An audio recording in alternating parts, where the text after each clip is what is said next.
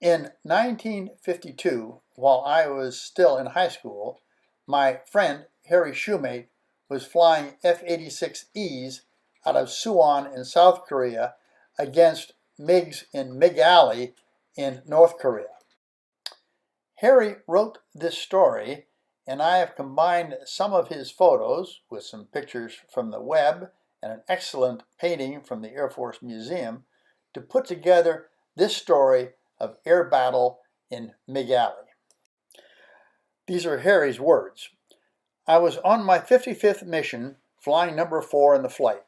We were flying a large left oval sweep just south of the Yalu River at 38,000 feet near Supung Reservoir. On the first northeast leg of this pattern, I spotted a couple of MiGs far below us heading north, going home. I called them out, but flight lead Gabby did not see them. In a few seconds, they were out of my view and no action was taken. Next circle, and in about the same location, I spotted a lone MiG going the same direction as the first one. I immediately called in.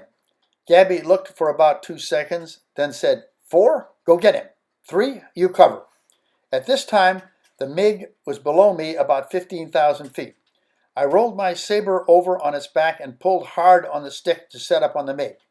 I was vertical with speed increasing fast into the supersonic range, and then the unforgivable happened. I lost sight of the MiG.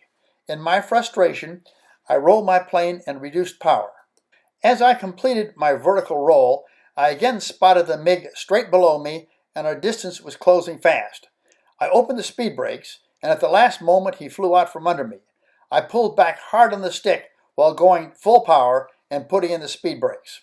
A full miracle occurred in this pullout as I arrived within 300 feet of the MiG with speed synchronized and on the tail of the MiG dancing in his jet wash. I could hardly believe what was happening. There was the MiG in my sights with a high tail, wing fences, and a mid-wing. I squeezed the trigger and the 6 50 caliber machine guns fired into that commie MiG. He lit up like a Christmas tree as the tracer bullets found their target. The first burst raked across the top of his fuselage of the MiG and into the cockpit.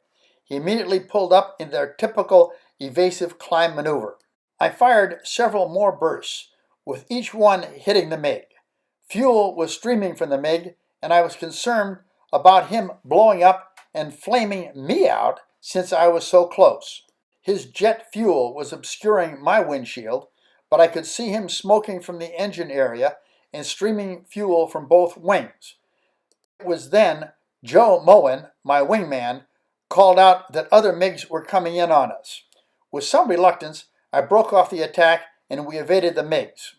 During the debriefing, I talked to Joe about the mission, and he said he never saw the MiG until we pulled out on its tail. The vertical dive with the roll and then the speed brakes going in and out was a very unusual maneuver, to say the least, but it got the job done. He did say that it was the most beautiful bounce that he'd ever seen. I never received a kill for that mission, only a probable, since he was only smoking and not on fire and didn't eject. I fired over 1,500 of the 1,800 rounds we carried at that MiG and saw hits every time. If he made it back and landed, I seriously doubt that that plane ever flew again.